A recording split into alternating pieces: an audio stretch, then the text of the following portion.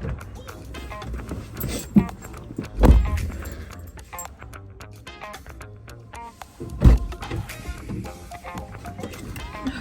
Hi. What's that? It's a camera. I don't know. What are you doing here? What are you doing here? Hey. Why is there a camera? I don't know. Guys, it's time. What? For what? Podcast. Podcast? What podcast? Carpool Podcast. Hi everyone, welcome to Carpool Podcast, and today we are with Julia. Are talking about LGBTQ plus rights and challenges that they face. Julia, can you quickly introduce yourself? Hi, my name is Julia. I'm a student at LCC. I study psychology, 21 years old, gay since birth. Those are my credentials. Okay, cool. And jumping straight to the topic. Gay to the topic? Jumping gay to the topic. If we generalize the topic, what would you say are the most seen and common obstacles and challenges that LGBTQ plus community faces today? I would separate those into social and legal obstacles. In terms of social obstacles, it's obviously social acceptance, it's relationships with family, with friends, having to change your social circle after coming out. In terms of legal, obviously, in a lot of countries, in mine specifically, gay people cannot marry, they don't have legal rights as a couple, they cannot have children, cannot adopt. So, yeah, just a lot of stuff to broadly paint the picture. Yeah, you mentioned about countries. Do you think there is a big shift or difference between cultural acceptance in different countries? That can it vary from country to country, or it is still people and it's approximately I definitely think that it's different from country to country. Coming from Ukraine, which is a post-Soviet country, I think that messed us up a lot in terms of social acceptance of any sort of underprivileged community, but specifically about gay people. Yeah, it's thankfully the newest generation with access to internet has more access to a broader perspective and are able to formulate their opinion much better, and they are much more informed. But older generations, they have their opinions that they're not planning to change. And in terms of other countries, like Finland specifically, it's much more socially accepted, and it's culturally frowned upon to be mean to gay people. And I love that, I wish it was like that everywhere, but unfortunately it's not. Yeah. And how would you say the landscape of LGBTQ plus rights evolved? So I think it's kind of the popular consensus is that it's just moving forward, that every day it's getting better, but I think of it as a pendulum, where it's a constant battle. We don't have to just relax once we have marriage rights. We have to talk about rights of trans people. We have to talk about rights of intersex people. There are a lot more minority groups and intersections in the LGBTQ community that still need fighting for, even in countries where they are accepted. And with the rise of right parties having a large influence in Europe right now, it's really hard. It's beginning to be really hard to protect those rights for people, even when they were previously given. So. Yeah. I feel like for us, especially in post-Soviet countries, this whole wave is a trend that our parents and grandparents think that comes from the West, specifically the US. But if we look at the US today, what is happening there and how they're they did the step forward, but now they're moving back. For sure, it's a mess over there. It's very weird because growing up in Ukraine, I always looked up to the US specifically as this is what I think my future will be like if Ukraine became Western and European and very progressive. But looking at the stuff that's happening there, it's very scary, because I thought that once we have those rights, they won't be taken away, but they have very much proven otherwise, that it's an ongoing battle and it's constant. But you said that you're a psychology student. How do you see this battle from like psychological, like mental side of it? Well, there's a lot of research supporting that being part of any sort of underprivileged community makes you more vulnerable to mental health issues like depression, anxiety, stuff like that. Mostly because of, societal unacceptance of that part of your identity. And I think with queer people, it's very pronounced in our relationship with our families. The older generation, especially like where I come from, I know one queer person from my whole friend group. Like, everybody I know is gay. And from my whole friend group, I only know one person who has accepting parents. So it's very challenging to grow up and realize that, like, I'm probably not going to have a relationship with my family after I come out. I'll probably have to lose some friends after I come out. Also, just probably can't hold my girlfriend's hand on the outside, like walking around the city. Can't show affection like straight couples do. And it presents like very unique challenges, and it makes the regular challenges of anyone in a relationship even harder, I think. Yeah. So I know that some people consider being queer to be a mental illness, and they consider the conversion therapy to be a way to make someone straight. So could you explain what is conversion therapy and what do you think about it? Yes, so conversion therapy is a very unsupported, frowned upon in the major psychological community practice that aims to change a person's sexuality. So right off the bat, there aren't any indications that it's possible to change a person's sexuality. Other than anecdotal evidence, we don't have any sort of empirical research that would say that it's something that is actually possible. And in a lot of cases, conversion therapy includes methods that could be considered torture. So it's... Did not hear that. I'm writing a paper on this for abnormal psychology. Like, this is how I always imagined like conversion therapy, is that you just, like, I'm not that educated on the topic, and I always thought, like, somewhere in the back of my mind, that it's just like, okay, the first association is that the church or in religion is involved. Is it? It definitely is. Like, it's very highly tied to religion. It's either practiced by licensed psychiatrists or psychologists, which is crazy, unlicensed counselors, or by religious leaders. So it's very closely tied with religion. Doesn't have to be, not always, but in most cases, it's definitely has a religious background.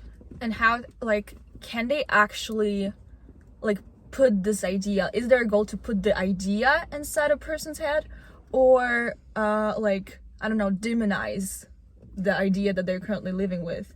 And like, is it possible, like, through conversations, through, like, as you said, unlicensed, like, therapists and specialists on that? Or you just mentioned about, like, other methods that are, like, more destructive? Torturous. Yeah, well, I was just reading an article of a survivor of conversion therapy who literally went through torture. They were showing him explicit pictures of men while like sticking needles into his hands, stuff like that, like actual torture. Most of the time, it's just talk therapy. It's just practices to shame people into being so afraid of revealing their true identity that they just can never live the life that they actually would want to live and would have to live as a queer person to be happy. So it's even when it's not physically torture, mentally it's also not a sane psychological practice that any reputable psychiatrist or psychologist would actually perform. And we have a lot of research supporting the fact that conversion therapy is very harmful to the point of being dangerous and life-threatening. We know that after completing conversion therapy, the rates of suicide of survivors are raising with high numbers. Also, prove it does not work. And to prove that, one of the leaders of the most popular conversion therapy organization in America 4 years ago came out as gay and is now happily married. So it's your literal president. Yeah. You know, he was president for like a good 8 years and is now happily married with a man. So Yeah. And like if we're taking away all that like specific like practice of what we call conversion therapy, do you think it can like, or it evolved, or it is evolving into like everyday life when like can we basically what can we call a conversion therapy when, for example, parents who are influential figures in a person's eyes, they like also through conversations, not specifically like with specialists but themselves, they always like push this idea of like how wrong is it, or like can we call it like maybe a phase of conversion therapy, or I would call it brainwashing more than anything, Yeah. because conversion therapy, it includes certain steps and Yeah. certain protocols. Yeah. But that is just brainwashing. It's just instilling a base sense of shame in a person. Very harmful, still definitely not something that people who feel empathy for gay people should do. But it's definitely something that happens all the time. Yeah. You're right. Have you gone through those experiences? Like basically, I feel like all of us, first of all of us are brainwashed.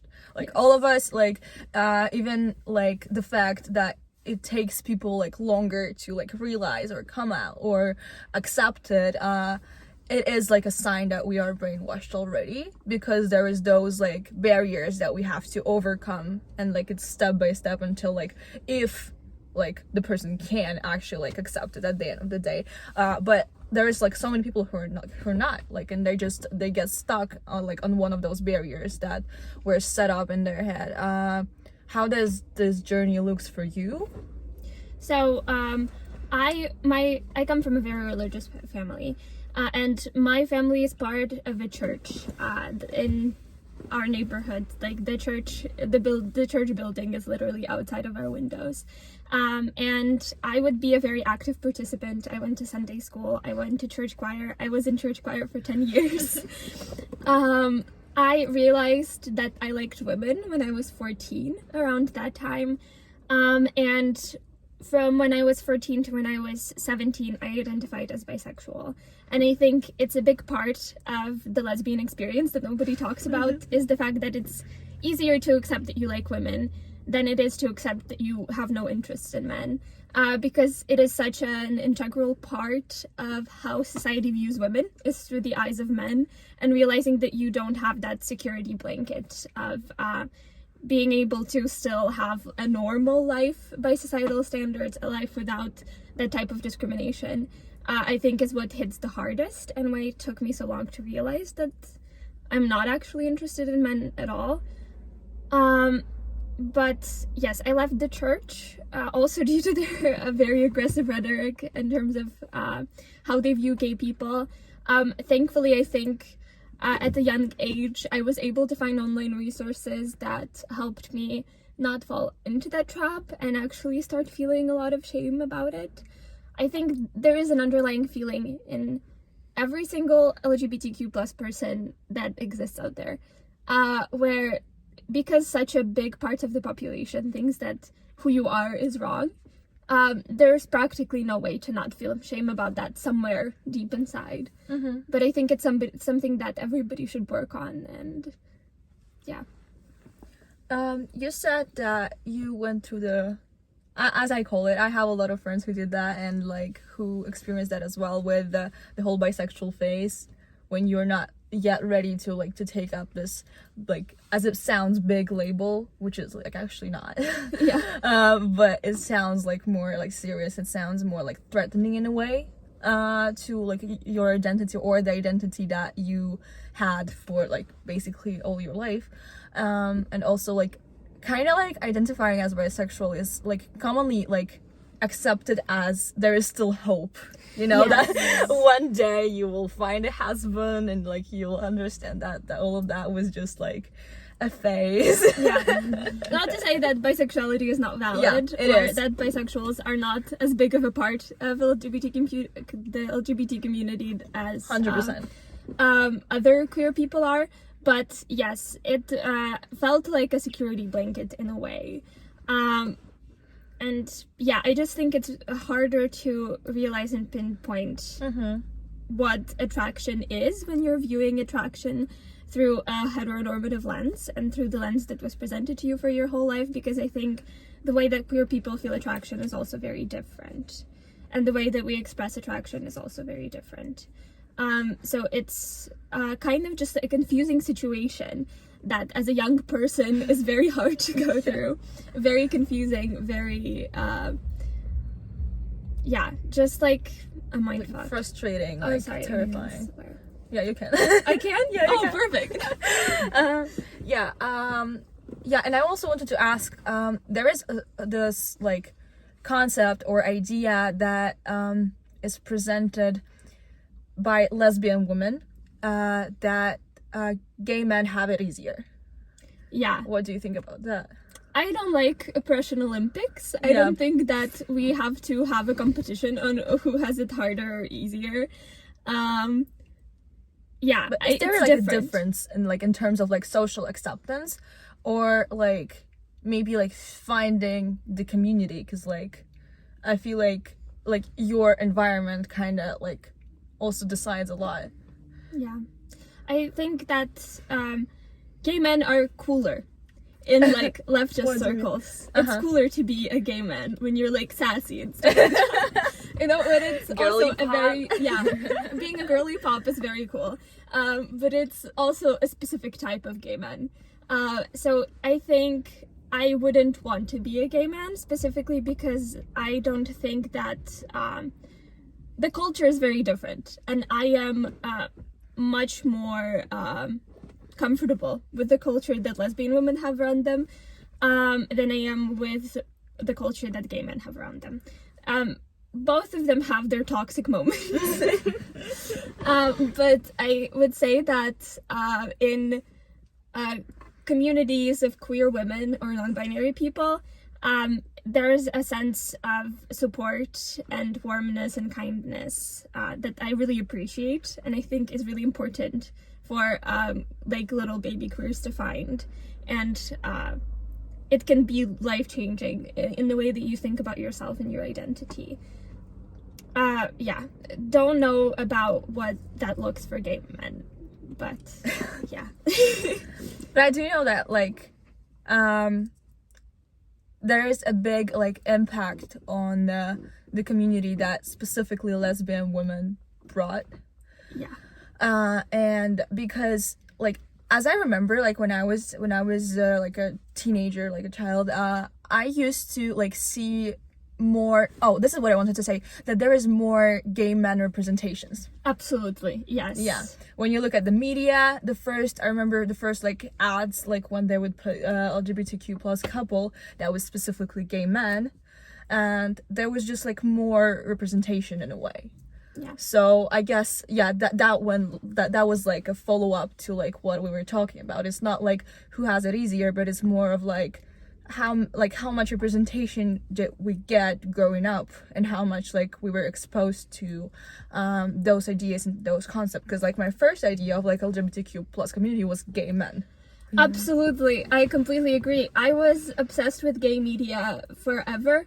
The first time I saw a lesbian couple when I was 14, and I was like, you can do that. Oh my god. You also can do that? I remember that because I was watching Glee.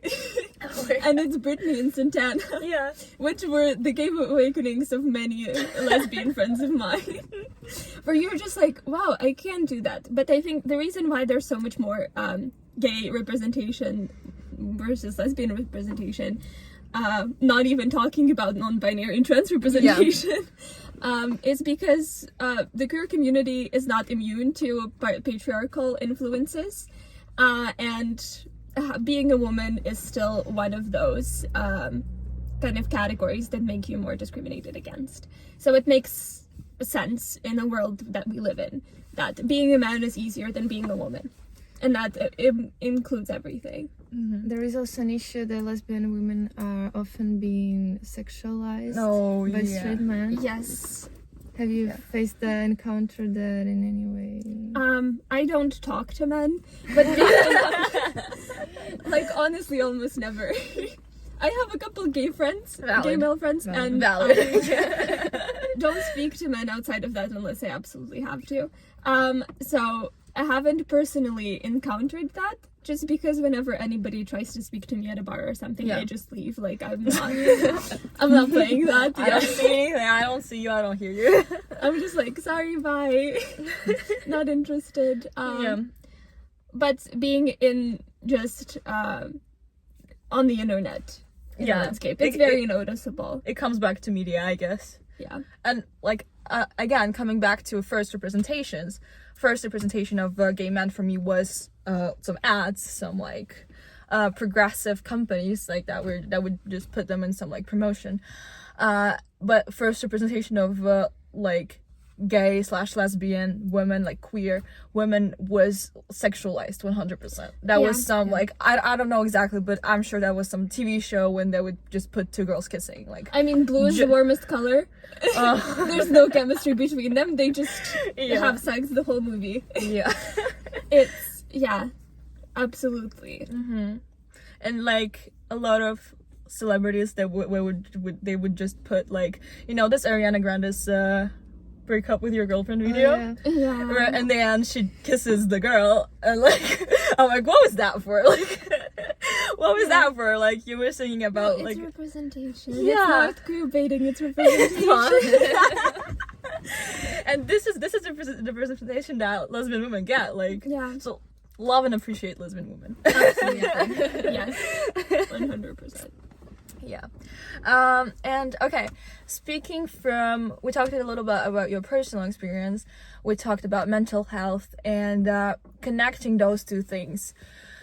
Is there any like resources of support, maybe something online that would be the right representation? Something that would maybe help. Like every time I think about younger generations, I honestly like that's such a mess. I feel like when like I don't want to say because we're the same generation, but like it's still like that's a big difference. Every couple of years, like we get like different icons, we get different like people on stages, we get different people with influence. So I don't even know how it looks like for people who are like 2 years younger than me. And I'm like, am I 2 years younger than you? Yeah. Okay, 4 years younger than you. Like, can you imagine that? So my sister, she's bisexual, and my mom is gonna have a blast when she finds out. I'm sure. Like everybody around me knows I'm gay, but my family doesn't. So I'm just, I think it's gonna be a big reveal. But yeah, so from what I know that my sister is consuming and stuff like that, I think that it's getting a little bit better in terms of lesbian representation, definitely. Still a long way to go, absolutely. But in terms of resources, I know regionally for Ukraine, Kyiv Pride does a lot of things, from financially supporting teenagers whose families disowned them, from having a shelter in 3 cities of Ukraine, providing free therapy for any queer person who needs it. And I'm sure that regionally there are a lot of organizations that are working on that. So I'm sure that you could just look up the name of the city and the word pride and something's gonna come up.